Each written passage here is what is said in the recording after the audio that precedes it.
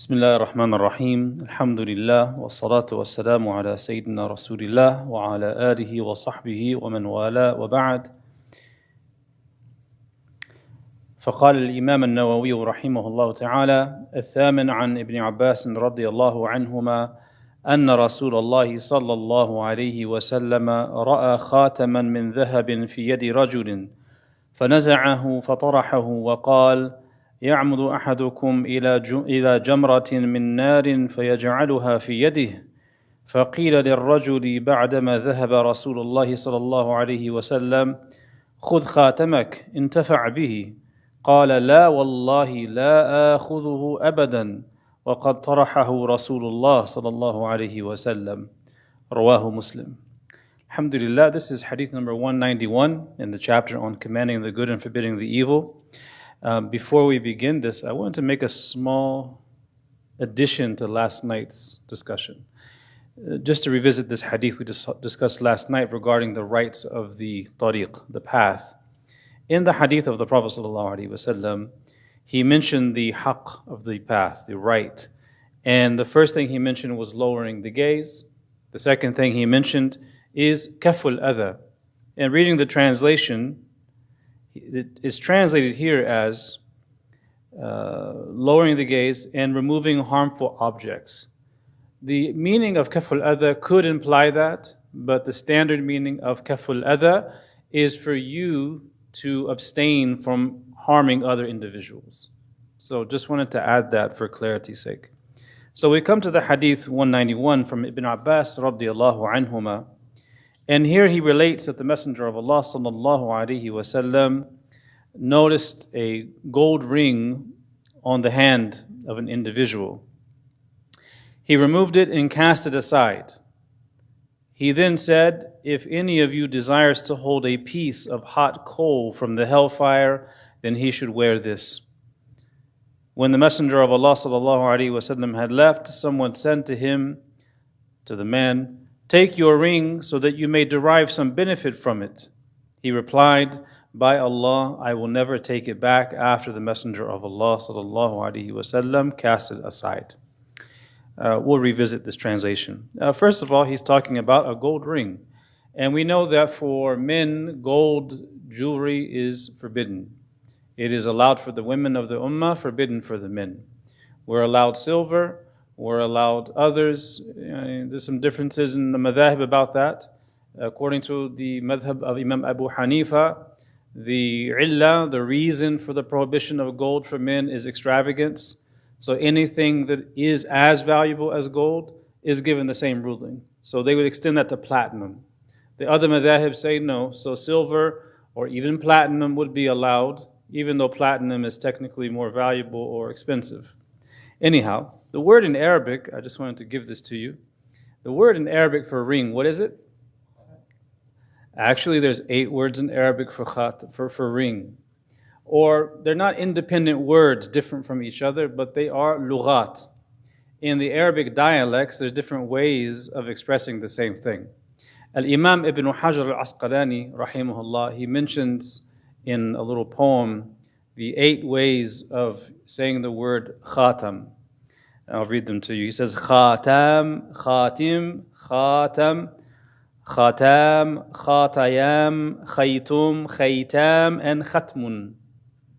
So, خذ مني هذه الفائدة. So he says that the Prophet ﷺ noticed this man wearing a gold ring on his hand. He removed it and cast it aside. And we see here the relevance to the chapter that the Prophet ﷺ actually removed it from the hand of the individual. 2 things here. In no narration do we find the name of the person who had the ring on. We don't know. Number 2, we don't know the exact manner in which the Prophet ﷺ removed the ring, but we can infer that when he removed it, it was in a gentle manner, and that we can maybe infer that the ring was easy to come off if he removed it on his own. And not only did he remove it, tarahahu, he cast it to the side. He didn't put it back in the man's hand, he cast it to the side. There's another narration of a similar incident. Ibn Majah relates it. where another man had a gold ring, and he told him to take it off. He took it off and he cast it aside. And the Prophet ﷺ said, I didn't tell you to cast it aside. Anyhow, he cast it aside, and then he said, if any of you would desire to hold a piece of hot coal from the hellfire, then he should wear this on his hand. The ulama say that this is not literal in that exact moment that it was a hot coal, but that the consequence of wearing that would be that one would experience a punishment similar to holding a hot coal, because he wasn't literally holding a hot coal. And then it says, and fi yadihi, literally it says in his hand, which means on his finger, because in Arabic it's very rich like that. When it says in his hand or on his hand, it means on his finger. So this is called majaz mursal for the Arabists out there. Majaz mursal, itlaqul kull bi irad al-juz. So this is like when Allah Ta'ala says, يَجْعَلُونَ أَصَابِعَهُمْ فِي آذَانِهِمْ, about these people described in Surah Baqarah who place their fingers in their ears. And it's not literally their fingers, it's their anamil, the fingertips. So you use the whole, but refer to, or you intend the part, not the whole. Anyhow, he says, when the Messenger of Allah ﷺ had left, someone said to him, take your ring so you may derive some benefit from it.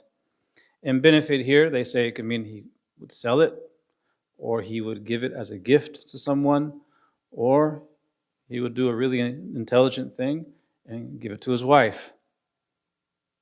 3 options. But the man said, no, I by Allah, I will never take it back after the Messenger of Allah ﷺ cast it aside.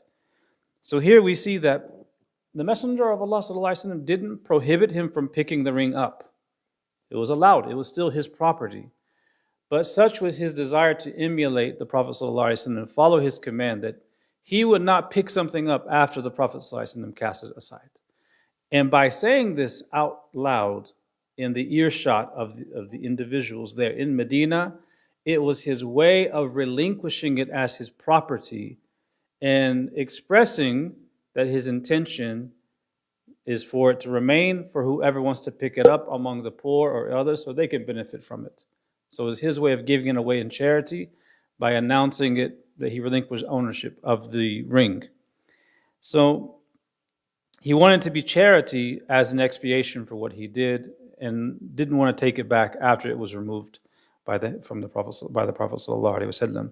The relevance of the hadith of the chapter is obviously the part where he removes it by hand, and that's changing something literally by the hand by removing it, and that is for those who have the ability. And it's the first level of the 3 levels of commanding the good and forbidding the evil. Walhamdulillahi Rabbil Alamin.